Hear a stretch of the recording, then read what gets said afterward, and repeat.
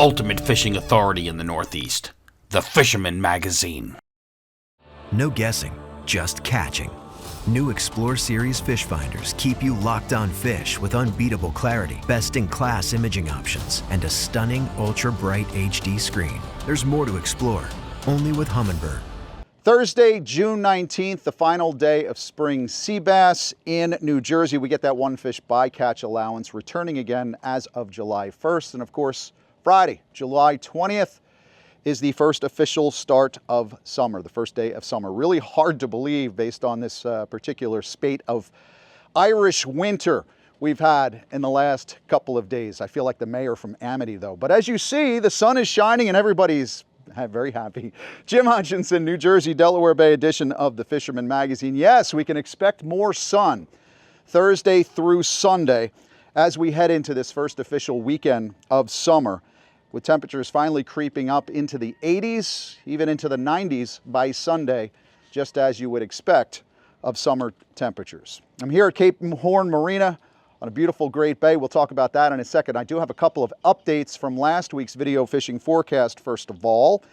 And the first one was the Cape Horn Marina Flounder Roundup, based here on we're looking at the Great Bay right there. You can see the fish factory back in the background, and it's just clear enough to make out the outline of Atlantic City, but they were supposed to have their flounder roundup this past Saturday, and due to the rainy weather, they decided to postpone it and put it towards this Saturday, June 21st. So it is going to be a great event. I talked to Joe and I talked to Shannon here at Cape Horn.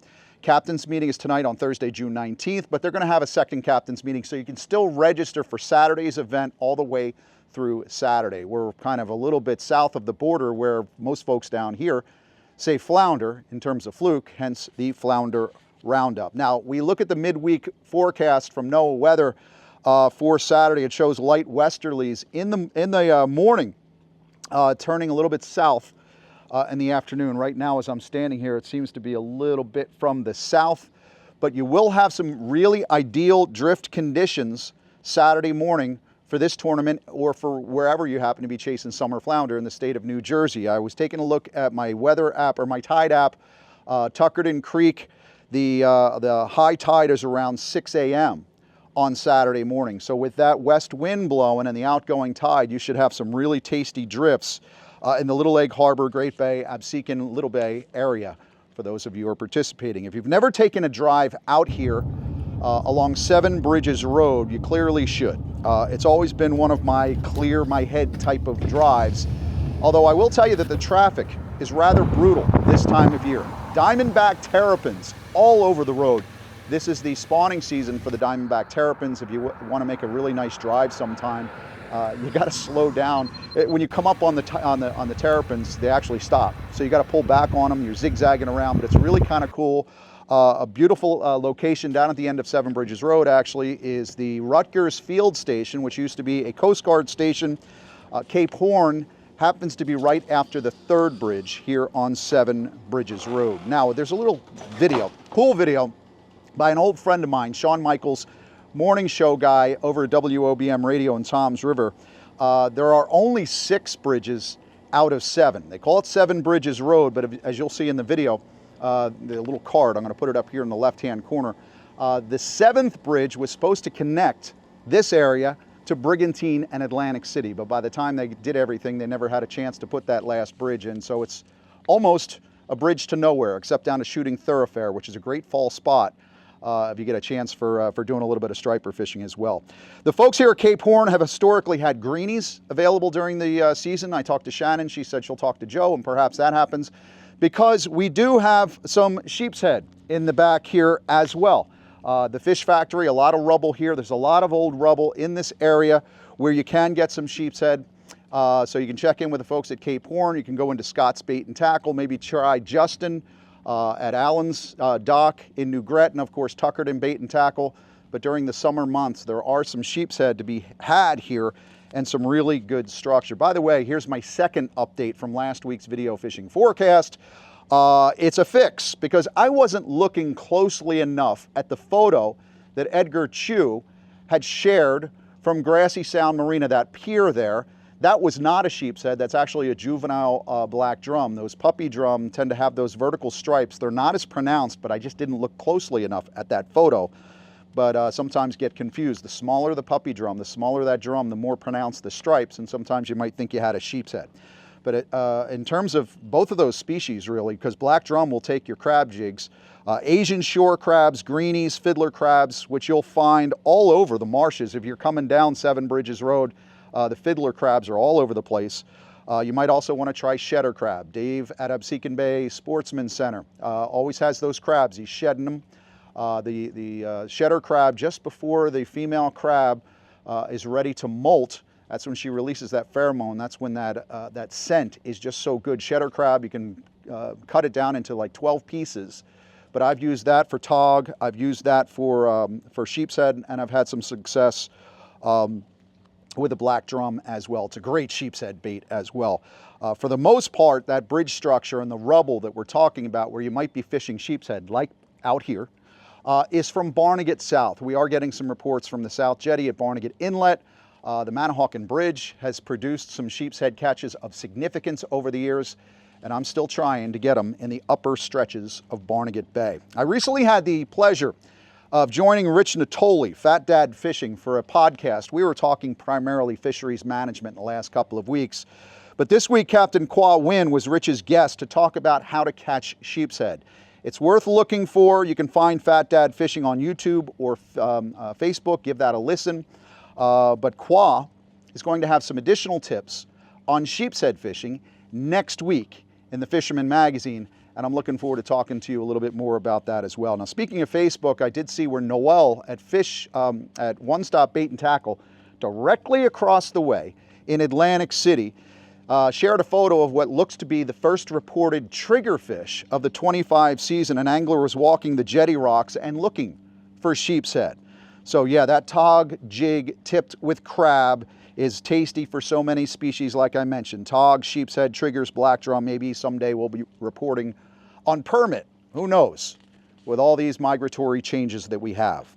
I mentioned the light westerlies with outgoing water on Saturday morning. It should be good for summer flounder fishing. Fluke, if you're up north, above the line, above that Mason-Dixon line that we have in New Jersey, all throughout the New Jersey, Delaware Bay region this weekend. But best bet for the weekend is to beat the towels and forget all about the beach badges and get up to the surf as early as possible, or late in the afternoon as well.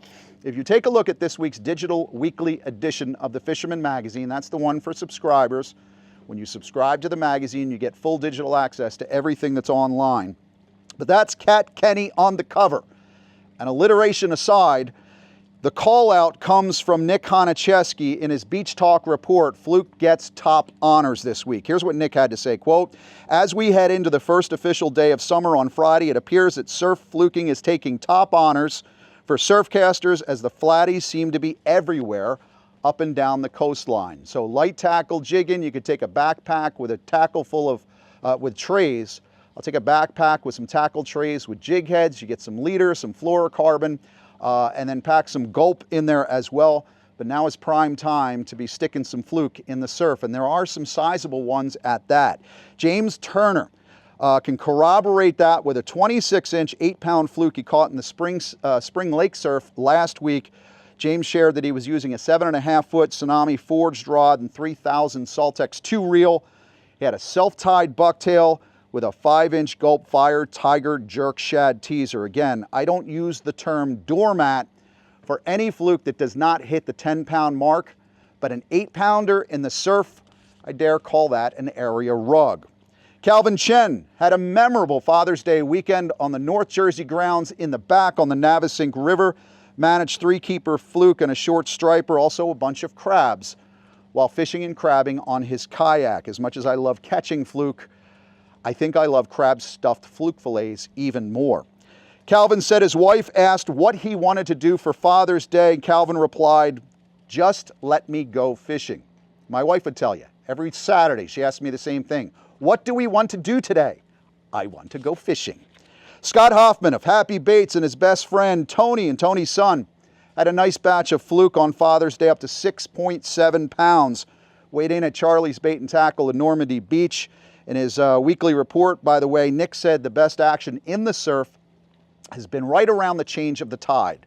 Now, I mentioned the 2-hour difference in the tides at Tuckerton Creek from Beach Haven Inlet, but your open beach high tide Saturday morning is going to be closer to 4 a.m. So that's first turn of the tide, high to low. And then at the bottom of the tide, the next transition will be around 10 a.m. on Saturday. And that is just about the time the beach badge checkers and all the towels are there as well. Ronaldo Mall is another kayak angler, usually up north on the Raritan Navesink complex. He came down to Barnegat Bay for an 18 and 19.5 inch fluke using gulp grubs. Kayaks, of course, now becoming the favored car topper for anglers in the region. I also heard from Daiwa's Rich Bazzari this week about his Father's Day jaunt somewhere in the Jersey Shore, hit a 7-pounder. So yeah, you'll find that here, probably picking away on the fluke grounds. If you're fishing the Flounder Roundup, you might have to weed through some shorts, but there are a few jumbos left in there. And I would imagine because of the less pressure this past week, because of the weather, the wind and the rain, that those fluke are going to be hungry when you do get out there and find a nice day. And we do have nice days Thursday, Friday, Saturday, and Sunday. A threat of thunderstorms at some point on Thursday, but it sure does look good for the weekend ahead. Heading down into southern Atlantic and Cape May County, also saw where Vikings Matt Shad also stuck a good one in cloudy conditions, a 7-pounder. It taped out just over 24 inches at tight lines in Summers Point. On Wednesday, I also heard from Tyler Deck going down deeper into Cape May. He fished with his buddy Stephen McDermott back behind Avalon around Patty's Hole, managed about 10 good-sized shorts per person. But according to Tyler, they also had keepers of 18.5 to 19.5 inches. Maybe not tournament winners, but you can sure stuff those fillets with some fresh crab meat as well. To see more reader photos and tips on fluking, turn to that digital weekly edition this week. We do have tips on fluking from Captain Scott Newhall. He runs out of Absecon. He's got a trailer boat, runs all over the place in search of fluke. We've got tweaking your surf candies. Get those plastics in order in the surf with David Anderson. And offshore advice from Captain Jim Frieda to avoid mistakes on the tuna ground. You can go to thefisherman.com. Get our digital weekly editions there every Monday afternoon. You need to be a subscriber to get full digital access. Now, the bucktail teaser rig is the quintessential rig on the fluke grounds. And this week on Open Boat, it's a long one. So that's why Jenny is posting it on Sunday for a whole 20-minute workshop. Here's a little bit more about it. Stay tuned for this week's Open Boat, where we're doing a rig tying how-to to give you a leg up on the Super Fluker Challenge.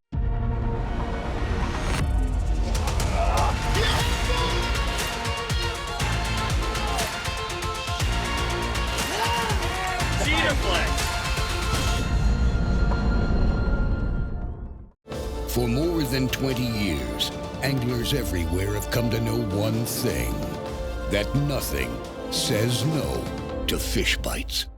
Again, you can see that full Open Boat, the 20-minute workshop tutorial on tying some bucktail rigs, those teasers. Go to the Fisherman magazine, the Fisherman's YouTube page on Sunday night. Now, you can expect some solid tips for doormats. And doormats, of course, could net you some really great prizes this season in the Fisherman magazine's Dream Boat Fishing Challenge. I have to remind you, we've been seeing this a lot. Subscribers, the fish weight and measurement must be completely filled in on your official 2025 Dream Boat entry form. It's got to be signed, it's got to be dated by the tackle shop, the authorized personnel at the Dream Boat weigh station. Forms that are not completely filled out with all the information, I'm sorry, but they will not be accepted. So if you're entering a fish in the Dream Boat Fishing Challenge, get it signed and dated at the Dream Boat weigh station. Make sure you fill out all the information because it's your responsibility if you want to get on this leaderboard. Now it's time for the Dream Boat update. Well, with the poor weather we've been having lately, the leaderboard stands the same as last week. In third place, we have Sean Brownyard with 9 points. In second place, Rashawn Williams with 10 points. And in first place, Thomas Luciano with 21 points. Are you the best angler in the Northeast? Well, now is your chance to prove it.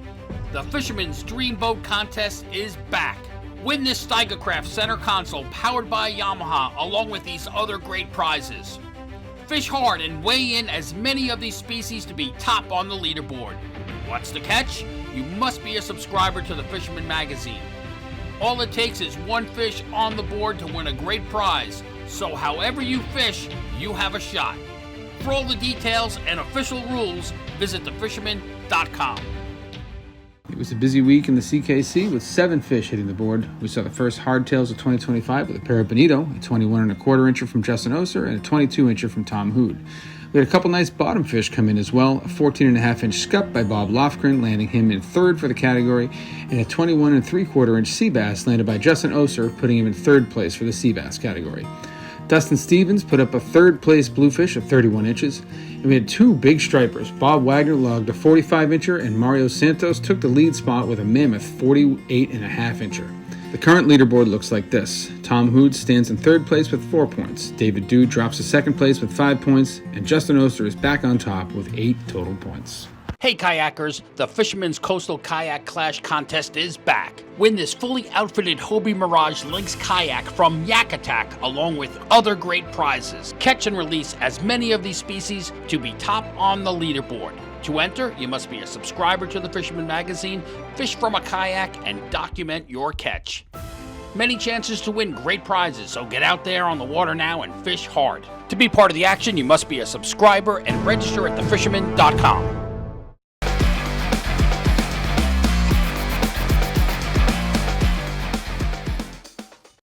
So right before we went live with last week's video fishing forecast, and I mean like within a half an hour to go, NOAA Fisheries readjusted the Atlantic bluefin fishery effective July 1st, with HMS permitted angling category vessels allowed 1 bluefin from 27 to less than 73 inches, and permitted charter headboat category vessels, they get 2 bluefin from 27 to less than 73 inches. Now only one of those can be a large school small medium of 47 to less than 73 inches. Now I hinted last week that I thought some changes were coming. I heard some buzz and some murmurs.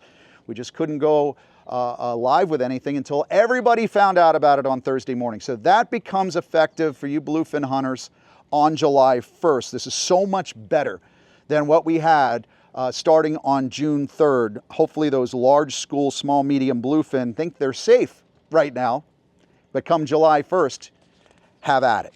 In his weekly offshore report for the Fisherman magazine, every Monday we post the latest updates at thefisherman.com. Every Monday afternoon. Tom P's offshore forecast, he said yellowfin and big eye still holding farther south, although there is some chatter of some more activity right now in the Hudson. Now Tom P noted that with better weather and water slowly moving in, expect those fisheries to kick in within the week.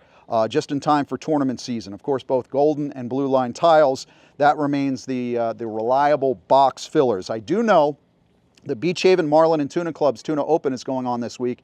I believe it was as of Tuesday or Wednesday, probably Tuesday, the first yellowfin report. So I don't know if those folks are heading out of Beach Haven and going south or maybe going due east. But yellowfin tuna, we're all waiting for those to arrive. And in terms of finding your own, this Saturday, Sunday offshore forecast from NOAA Marine Weather looks more than hospitable there at the edge from the Hudson to the Baltimore. And I know a lot of captains are anxious to get out there in search of tuna. Captain Alan Lee and crew of the Mushin, they're tuna hunters. It's in their DNA. They've been having a great time with the black sea bass this season, but now that it closes as of Thursday, last day, I know he's looking forward to changing out those 80-gram sea bass jigs for some double-digit gram jigs, putting them down for some tuna in the coming months. Thresher sharks, of course, are another great opportunity. They're on the list as well. My buddy Ryan hit the outer edges of the Shark River Reef last week, brought a nice whiptail back to port, had it pretty soon after deploying chum and putting some hooked baits in the water. Here's another photo of that thresher. This one's really nice, all bundled up for the barbecue grill. A lot of folks miss the old Mako sharking days. Right now, this time of year, used to be hot and heavy Mako fever, Mako mania. It was the big thing. Those days are regrettably long gone. But I do hear reports of more Makos on the offshore grounds. Some folks that are out there are experiencing some Makos. Again, you're not allowed to keep those Makos. They got to be released. If you have one at bycatch, I would sure like to see that population increase. And much of the reason, I would tell you, why our bluefin tuna regs are so bad, the same reason why our Mako shark regs are so bad, and it's not an American problem.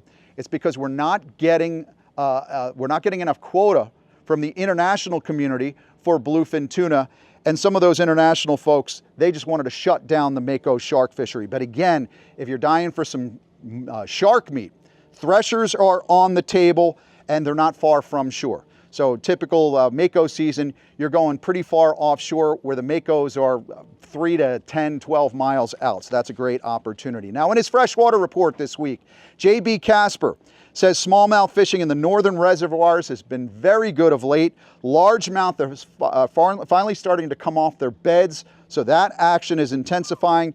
Pickerel fishing in the southern pines, those cedar waters, that seems to be the best action. A lot of tackle shops sell live killies if you want to get some of those jumbo pickerel. And of course, with all the rain, North Jersey streams are fishing very well for trout. They haven't had a lot of pressure. So if you've never gone up into the upper stretches of Northwest Jersey, say the Flatbrook stretch, it is beautiful country. Great place to get up there and do a little bit of fly fishing for trout. For more on that sweetwater action, let's head west.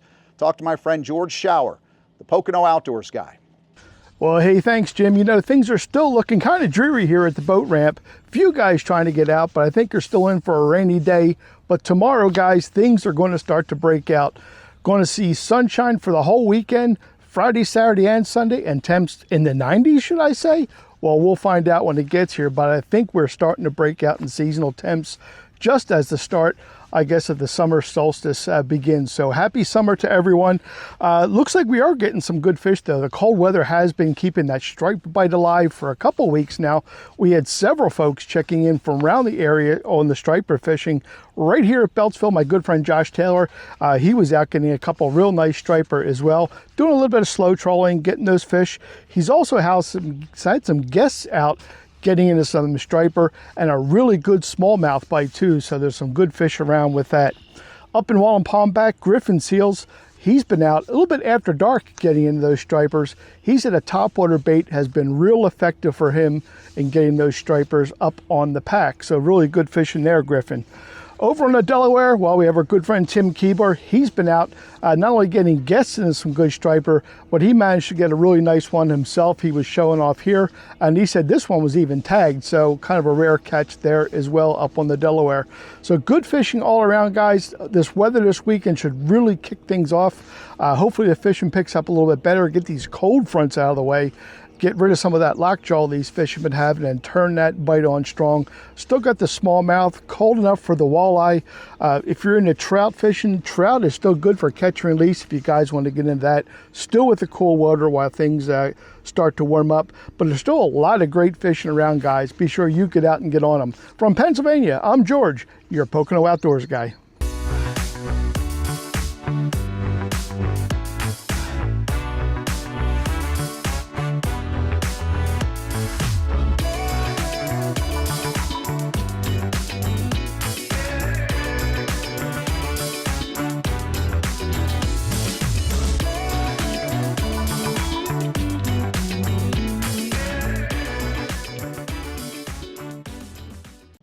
And our weekly calendar of events in the digital edition out this week, you'll find these items listed, to-dos for the weekend ahead. Of course, you can get the full listing in the June edition as well. But the Beach Haven Marlin and Tuna Club's Tuna Open, as I said, that's going on right now.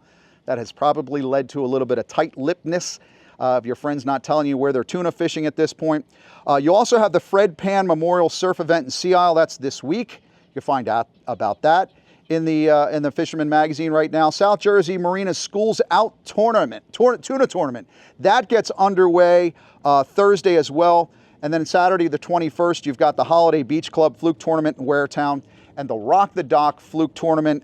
That is out of Sun Harbor Marina in Barnegat. That is presented by the folks at the New Jersey Fishing Club, njfishingclub.com. And as a reminder from Captain Andy, not too far away as the crow flies, over in Brigantine, you've got the 5th annual Fish Around the Clock Flounder Fiasco. That kicks off on Friday. That's presented by VFW Post 6964. Go over there and see Andy on the rock there to get last-minute updates before this event gets underway. Again, quick look at the marine forecast for the weekend out of Atlantic City. Midweek NOAA weather is calling for west-southwesterlies through Sunday. Friday looks like I'm starting to feel sick. I let the boss know I'm feeling really sick for Friday. I'll be out. And of course, for this event here at Cape Horn Marina, I mentioned if those westerlies hold up, real light westerlies on the outgoing tide, prime areas for catching summer flounder and some big ones. And depending on water temperatures, a lot of times you'll find them up near the clam stakes, up on those flats. But along these creek mouths where some of the bait starts pouring out on the outgoing tide, could be a very good weekend here in Great Bay. And I imagine wherever you're fishing, it's going to be a great day as well. Now, if you have an event you would like to share, if you have photos that you would like to share to get them in the weekly video fishing forecast and in the Fisherman magazine, you can send them to me, email them, jhutchinson@thefisherman.com. And again, I'd really like to see your photos. We can share them because as Tom Grumpy Hansen always used to say, would you rather read the reports or make the reports? When you're sharing photos and details of your catches, you're doing both. Catch them up, my friends. I'll see you out there. And good luck. Tournament time.